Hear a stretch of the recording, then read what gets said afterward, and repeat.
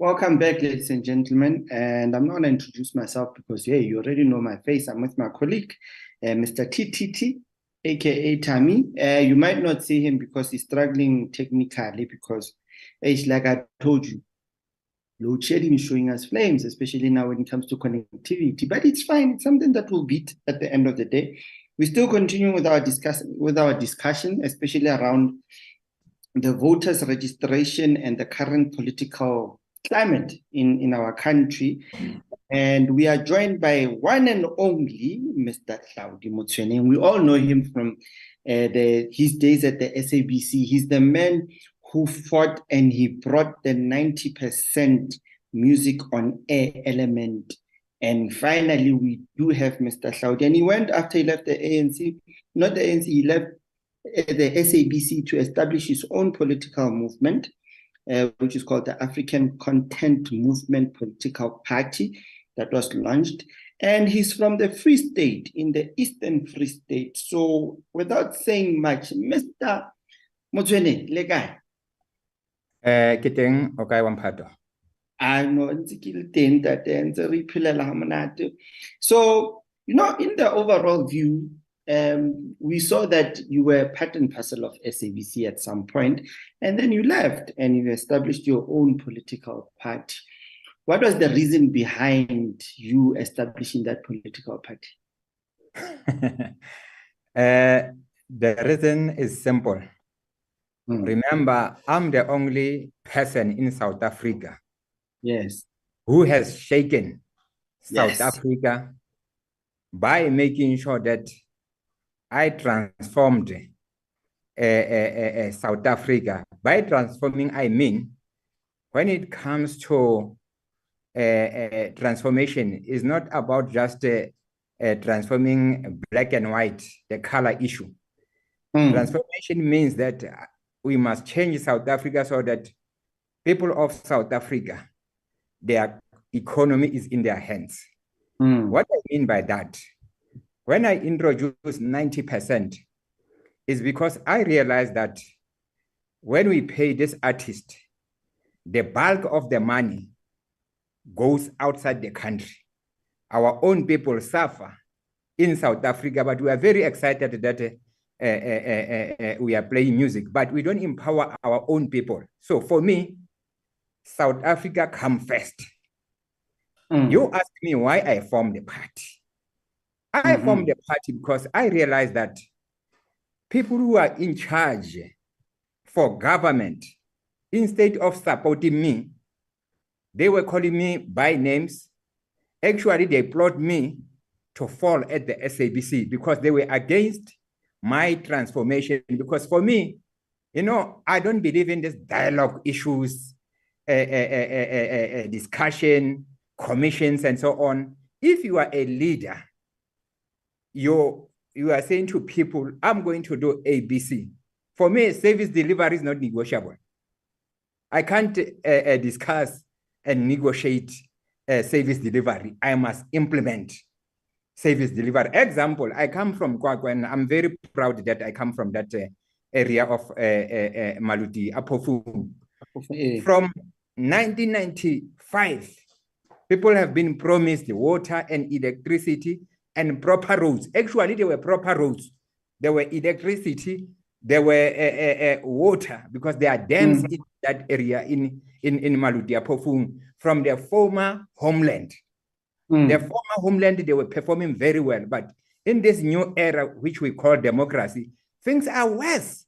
So I want to emerge as the savior of South Africa, because I know I'm the savior of South Africa. Because if people elect me, especially people of Free State, because they know me very well.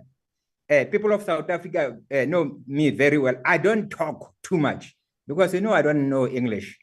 So for me, English that I know is the implementation, action. Those are the only ways that I know about English. From there, I can't have many ways of English.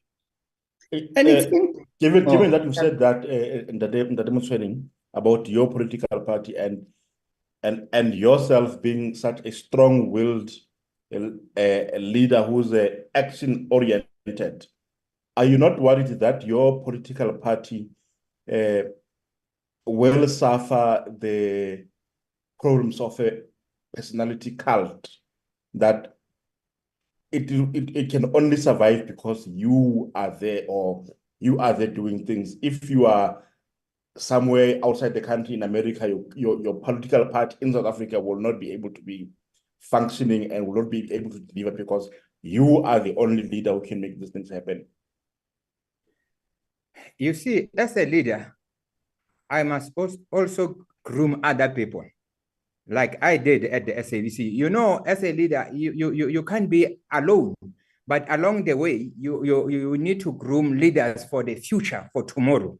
So that is my aim, to groom leaders within the African content movement, so that if I die tomorrow, the movement can still carry on. But I need to produce Hlaudi, you know, someone who's not afraid, someone who's going to take action and change the lives of our people. Because for me, I'm tired of this dialogue and talks. Example, they are saying, they have been talking and singing about free education. Now they are talking about dialogue. What is dialogue when you have already taken decision for free education? You must just implement. I'm just giving one of the examples. But the political system in which you serve is precisely that things are done after discussions. For example, you are going to be, maybe you'll be represented in the National Assembly, the Provincial Assembly, and maybe in some municipalities. Anything before it happens in action, in practicality, it has first to be debated in council, in the legislatures. What are you going to do about it? Does that not pose a problem for you? No, remember, what you are saying is correct. Even the SABC, where I come from, people always debate, have dialogue about the issues. I'm not that kind of a person. If people elect my party, remember, the party is not going to do anything. It's me as an individual, as a person. I'm not going to negotiate and talk and talk. I'm going to implement what I need to implement to change the lives of our own people of South Africa. I don't sit in dialogues. I sit where there Are you not scared that you'll be labeled as a dictator? If it is so, let be so, because I must change South Africa. You can label me as a dictator, but a good dictator to change the lives of the people, I'm happy. And then this past weekend, during the registration campaigns, you said something very interesting, and I quote, you said, what we need now, we don't need manifestos, we don't need policies, we need people who can help tackle poverty. Can you explain the narrative behind that statement? The narrative is simple. You know, you can just think about these manifestos and policies. People have been singing this song for the past 30 years. What is happening? What is the value of this manifesto and those policies? Because what is manifesto? And you know, as a layman, manifesto is what people are looking for: water, electricity, creating employment. That is manifesto. We don't need to play with English, because you know the problem with people, they play with English, and then when they put these policies and manifesto on the paper, for them they have delivered. You know, example, when I took decision at the SABC, I implemented policy after taking those decisions. Okay. My manifesto and policies will come after I have taken a decision for implementation. And say your political party is elected in a municipality, like to lead, for example, Maluti Pofung. What is it that you're going to do practically to create, you know, jobs for the people of Maluti Pofung? I have shaken South Africa. Free State and Maluti Pofung, there's nothing there. It's simple stuff that I can do.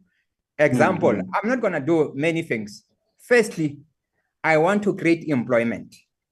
You know, if you want to deal with poverty, you must create employment. And how I'm going to create employment? You create employment by making sure that all those many factories in the Free State, where now people are just sitting there. There are empty factories there.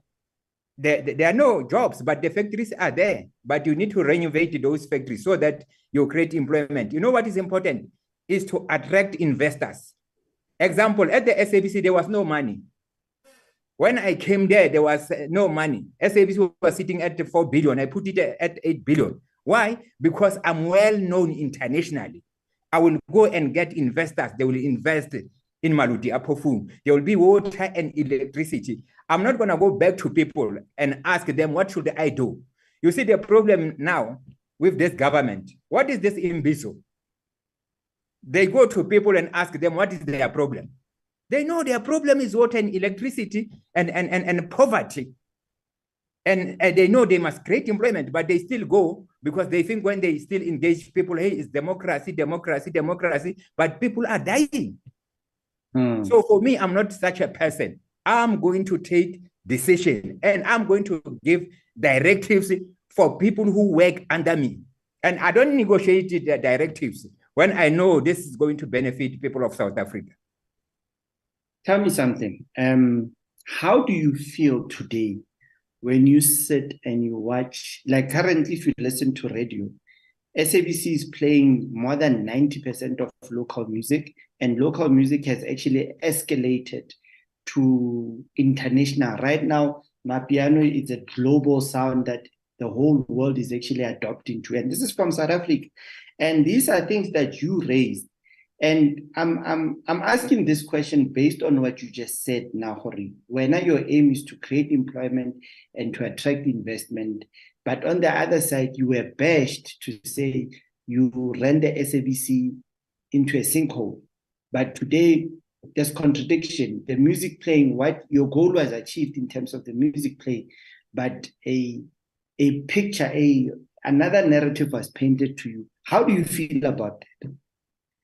No, my brother. You know, people, when they see me, they see tsunami. They will always come with this narrative, which is negative to destroy me. Unfortunately, how do you destroy a baboon? I'm very difficult. A baboon. Remember, get trained in that. You can't destroy me easily. I can destroy it easily. But in short, on a serious note, what I'm saying, I have proven people of South Africa that what I have been saying is correct and it must happen.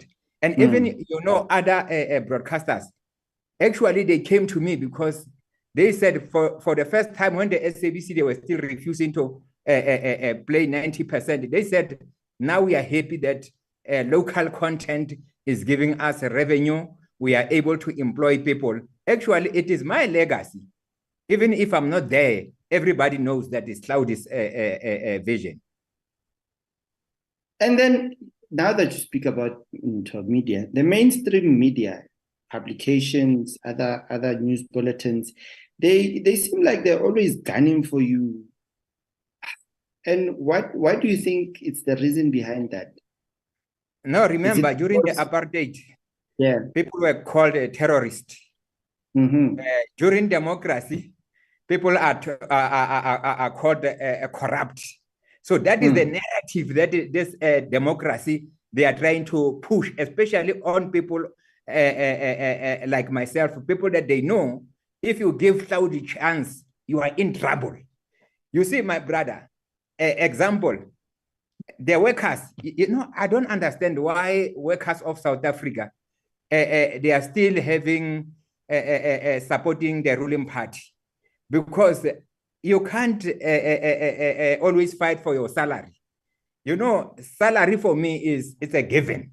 If you pay your workers well, they are happy workers, they will deliver. And I'm talking from experience, because all the miracles that happens when I was at the SABC, it was my vision, but also I paid workers very well, because the workers, they were working very hard and they were happy and they were giving us results as management. So for me, you don't negotiate a salary. You must not take time. You must just pay people living wages and they will deliver for you. I don't want to see teachers. I don't want to see police and nurses and other government employees, whether cleaners, securities, go into machonisa. No, I don't want to see such people. Remember, I have track record when it comes to workers. My heart is with workers. And if I am elected, it will be happy nation. Workers, they will be happy. They will be able to deliver, because you need them for service delivery in any case. Now that you mentioned, you need workers, there's an outcry from young people in terms of not getting lack of opportunities for them, especially when it comes to employment opportunities. And that also has resulted in a point where we're seeing young people being resident there, they're not going to vote. I mean, like, I'm looking at the stats from IEC. In the Free State only, you've got less than 20,000 registrations from new, this is between the age of 18 and 19 years old, that decided to say, majority of them decided to say, no, I don't want to vote. I don't understand what's these politicals. Others are saying, we want to study political parties. Now, what are you planning? How are you going to communicate to these young people to capture them in terms of to say they must vote for you? I don't want to capture young people. I want to capture all South Africans. I want to create employment for adults and young. I'm not going to discriminate like others who are saying we must create employment for youth. We must prioritize youth. No, we must create employment for all people of South Africa, those who qualify to work at that age. Because the more, if you create employment for young people, you also leave the gap on adults. And these people, they have children, they must look after their family. The same young people, some of them, they also have children. For me, I want South Africa to create employment across young and old. You know, when I was at the SABC, I'm the first person who employ young people without experience. Because remember, when you go to interviews and so on, people, they know that you come from university. They ask you about experience, what have you done, what you know about this. For young people, when they come, who's supposed to transfer those skills and expertise practically so? It's people who have experience. Those who are working there, you can't ask young people about experience. And Ramaphosa copied that from me, because now he's singing the song of, no, don't ask young people experience. I have implemented it. I did not ask, I did not talk about it. In 2019, the elections that passed, I think your party was already registered to contest for political, in fact, was already registered as a political party and participated in those elections. What are you going to do different from then that will happen in 2024 in order to have like better, political showing in the polls? My brother, no, when I started, it was PR exercise. Oh. Remember, I think if I remember very well, I started 6 months or 3 months before the elections. Mm-hmm. You can't mobilize people within 6 months or 3 months. For me, it was PR. I knew that no, after those elections, I'm going to make sure that now I work. But also remember, there was also a narrative that affected me. This narrative of Hlaudi did this, Hlaudi did that, because as I'm speaking to you now, I was taken to police for investigation, commercial crime, that for fraud, corruption, and so on. And the NPA refused to prosecute me because they were trying to tarnish my name. So those issues are outside now. I'm focusing on making sure that I talk to people of South Africa. But people must look at track record. Because if you look all these leaders of, whether they are independent, whether they are leaders of political parties, they don't have track record like myself. I have track record that you can eat, you can touch, and even other people, they have eaten my track record. Their stomach are big because of me today. Your presence, I think your presence is quite big and felt in Thabo Mofutsanyane. What are you going to do to extend your presence to the rest of the country or to the rest of the Free State?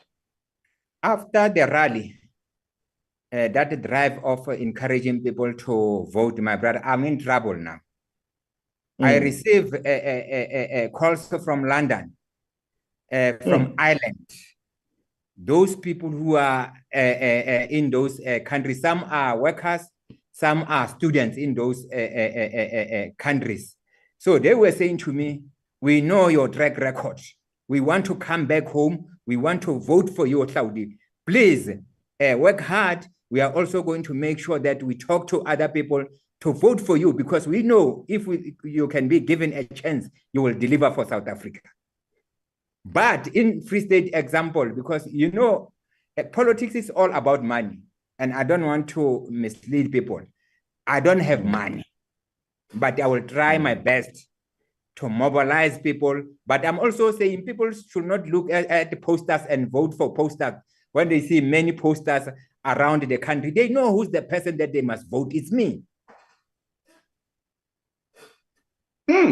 And recently, during the state capture, you were called in and you warned the presiding judge, Dr. Raymond Zondo, about that the statements he was making was kind of like inappropriate.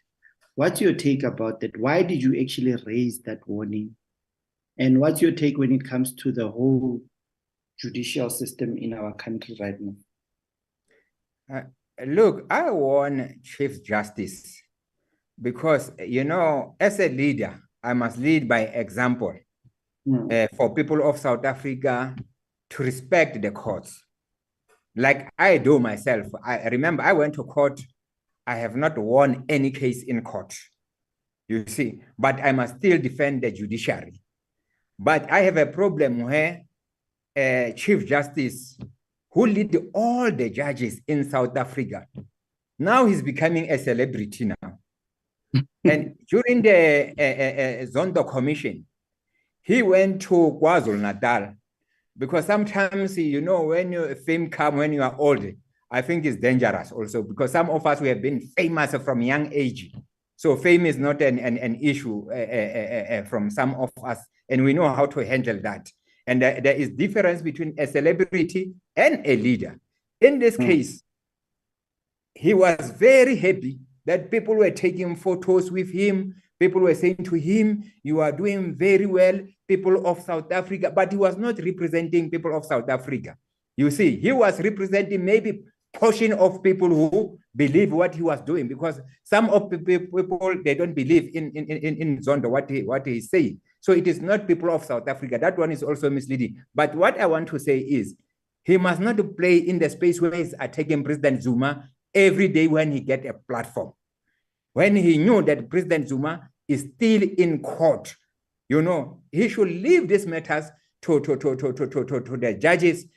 And also, he portrays himself as God, because he's saying that no, these other organs of state like your NPA and the Hawks and the police, there is no movement. They are not moving. I think we must lay a complaint against him, and I will tell you the reason why. When Mukweban, as a public protector, tried to suggest what the NPA should do about her own investigation, Mukweban was attacked.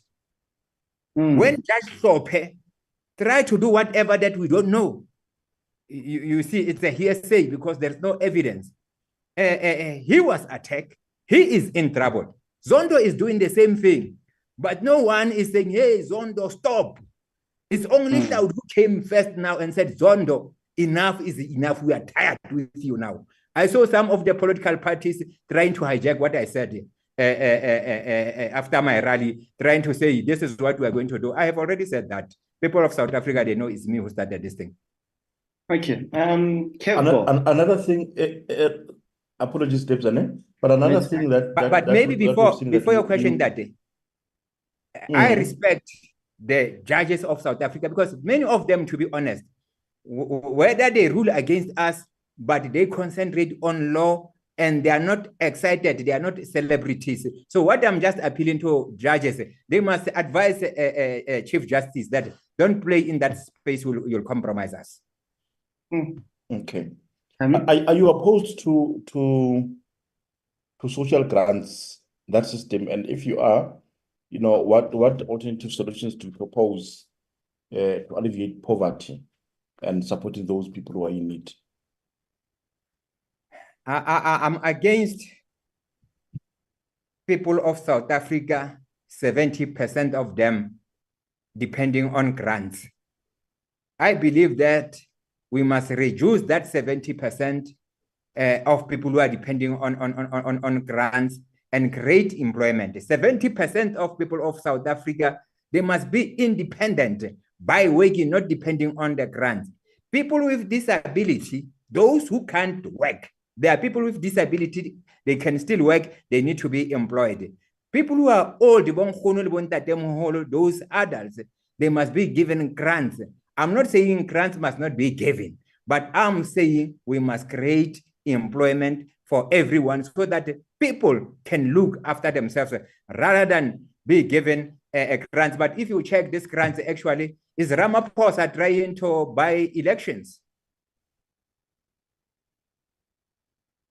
It's about using the money that is being used in the grants in the grant system to create job opportunities for the people there, and not necessarily that don't do anything for the people. Because maybe it is load shedding. I think it's load you. I cannot see you. I cannot hear your question. Can you repeat your question? This thing is shedding us now. Yeah, I don't know. Can you hear me now? Yes, audible? I can hear you now. Yeah, I'm saying that. So you are not saying that necessarily that people must not receive grants, but you're saying that those who are able to work must be given jobs instead of the grants. Is that what you're saying? Yes, that is what I'm saying. I'm saying we must create employment. Tebza? Well, I wanted to say, I'm going to throw it back to the SABC and with the 90% issue again. As much as the 90% is being played by the SABC, but we currently, especially in the Free State, now that you're going to be speaking to young people also that are also in the music industry, the current station, which is Lesedi FM, is not playing Free State music or promoting Free State. What's your take about that? How would you fix such an issue whereby now you are saying young people, they're producing music, you want them to earn money, but you have a station that is based in the Free State that is not actually profiling and playing them? What's your take about that? Remember, coming to your point, when I was still at the SABC, I said across the provinces, actually even those emerging artists, they must use the studios of the SABC because SABC has studios in all provinces. And it is the public broadcaster, all radio stations, maybe not Lesedi alone, they must promote local people. Remember, why Lesedi is there in the Free State? Because Lesedi was in Auckland Park head office and all radio stations.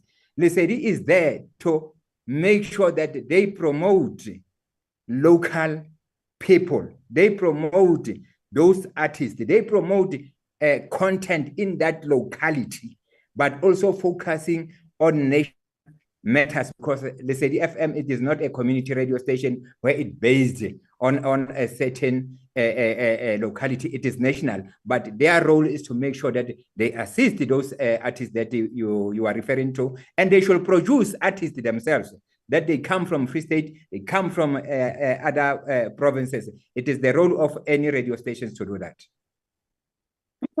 Thamisto? Some young people have expressed their intention to study different political parties before deciding who to vote for. What are the main things that you would like? Yeah, because I'm also making an emphasis on young people. I know that you wanted that there shouldn't be such a differential between young people and older people. But our country is predominantly very young.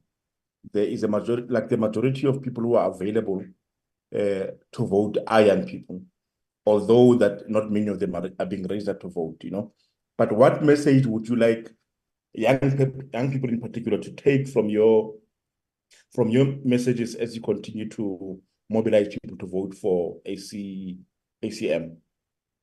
I think young people, they Google a lot. They know my track record. They know that I have employed many young people. I was even in trouble when I was taken to a public protector because, example, I absorb all the intents at the SABC to be permanent because already they were in the system. Because I didn't want to have people in the system. They were having, they were used to money now. When I take them out, I knew that now I'm going to cause more unemployment outside. So I have track record of making sure that I empower young people. So I'm saying to them, you can have many political parties. The person who's going to change South Africa is not born yet. It's only me who is born, who is still alive. They must come to me. I will assist them. I will assist the country. How well do you think you will do in the next election? My brother, the future is in the hands of our own people. It's up to them. If they want South Africa to change within 3 years, you know, and I want to put this, if I'm elected, I don't deliver within 3 years, I will step down because there will be no use to me. Yes, there will be no use to me to be in charge for the country if I can't change unemployment, if I can't create employment, if I can't improve the economy of South Africa, if I can't give children free education that they have been promised by this government. So for me, you know, for me, it's action. I don't want to talk, man. You know, I get tired of the talking about problems. Because when you are a leader also, you can't talk about problems. When you talk about problems, you are a problem yourself, which means you can't run the country. A leader is someone who comes with vision. If someone who comes with some things that people are not expecting, that these things will come or it will work. So I'm such a person. So I have everything to change South Africa. It's just that people of South Africa, they must understand. There are people who are born to change South Africa. I'm one of them. Realistically speaking, I'm sure you can be real about this, that it is not conceivable that you will be elected as the president of South Africa next year. Now, how many seats do you think your party will get in the Free State as well as nationally? You are correct, my brother. Remember, the voters, they hold the card for everyone. So that's why I'm saying it's up to the voters. If they want to suffer forever, let them pursue and elect these people. You know, I have changed my life from street. Myself, I have changed my life. I have changed many lives of other people. So I have track record. So if you want to suffer and always complain about service delivery, elect these people. But if you want change, there is no one in South Africa will change South Africa beside me. It is only me, and I have track record to do that. Even you, my brother, I know you are in media space. Just make sure that you vote for Hlaudi secretly so. And other people of the SABC, because they know what I have done for them. And many people, they will say change. And I'm saying to you, I'm giving myself 3 years to change South Africa. And I'm saying, if I don't vote, I don't get those votes as president, because the only dilemma that will stop me to be a president is the financial issue. Nothing else, because I'm not going to be able to run up and down and have posters and have many t-shirts. I'm not going to be able to do that. That's why I'm appealing to people. They must not look on those things. They must look for a person who can change South Africa, which is me in this case. But also I'm saying to people of Free State, why can't you vote Hlaudi? Who can contest with me in the Free State amongst the leaders there? Because they are not public figures. They don't have appeal to people, whether locally or internationally. I'm the only person. So people of Free State, if you want to look for whether Hlaudi can change, Free State is the better vehicle for people of Free State to elect me so that I can change Free State as a matter of agency, because there are problems there in the Free State. Yeah, I was going to ask what your last message is to our viewers, but I think you've already like captured it well as to what is it that people must look out for. If there is any other message that you'd like to deliver in closing, we'll give you like those few minutes. I just want to appeal to people of Free State especially, to say to them, here is your son, the son of the soil of Free State. Don't look around. Just vote for Hlaudi to change your life. I have track record of changing the lives of people. And I can tell you, people of Free State, I won't take many years to change your life. If I'm in charge for that province in the Free State, there will be employment, the economy will grow, the young people that you are talking about, we will be able to create employment for them, but also the adults, because I don't want to discriminate against anyone in that province. But I'm going to be in all those municipalities. I'm going to Ngetwana on the 9th. So I want people of Ngetwana to come in numbers so that I can talk to them. I'm going to go to other municipalities. Remember, there are 5 regions in the Free State. I want to cover all those regions in the Free State, and I want to Free State to put me up there. I want to Free State to put ACM to lead the province of Free State, because there is no leader in the Free State that can change. I mean, I change South Africa, the whole South Africa. Why people at home can't they elect me to change their lives when I'm tested and I'm their son? This has been an honor, definitely, to speak to you.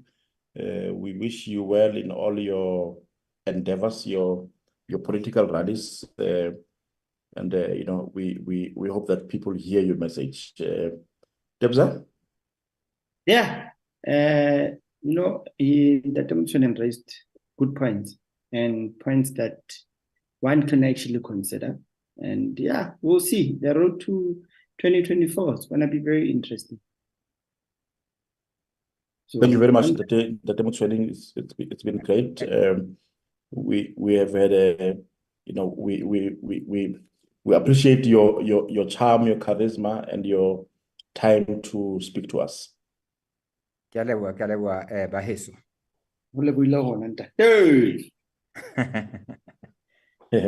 you very much to all our viewers. We have had the opportunity to speak to Dr. Motsoeneng about his elections hope, his elections campaign, and his ability to move through very tight spaces. And he assures us that even as he becomes elected to lead South Africa, he will also, you know, prioritize people and make sure that changes take place in people's lives. But it's political season, and all politicians say these things. So until next time, we are out. And before you go, I wanted to ask you something. Yes. If you were to be voted a president tomorrow as President TT, what would be the first thing that you change, my friend? I don't want to be voted president. I think it's too burdensome, that responsibility. I would die of disappointment because I would want to change so many things, and I know But that in given a reality, chance. if given a chance, Yeah. I would eradicate poverty. You know, poverty is very dehumanizing to our people, and you know, it's a difficult task. You know, you need a magic wand to do that, and unfortunately, in reality, you can't operate with a magic wand to just say poverty go away. But if we could, definitely poverty must be eradicated from the face of the earth, because it dehumanizes a lot of our people. And do you think now that individuals can actually run as candidates in the next elections, like I can tomorrow wake up and say, I want to run for presidency? Do you think that's a good line that South Africa is taking on it? It is, but like Hlaudi Motsoeneng was saying, an election campaign is very expensive. You can't if you don't have the money. So unfortunately, everything has been subjected to the dollar bill. Are you able to afford it? And an election campaign, even fully functional political parties are struggling to wage successful campaigns. Imagine how worse it would be as an individual. No, yeah. I get it. I get it, my brother. But it was a wonderful session that we had. Yes. Even though I was a bit under the weather today, but yeah. But I'm looking forward to the next ones. And maybe maybe you must also invite Hlaudi Motsoeneng to your podcast. No, definitely I am.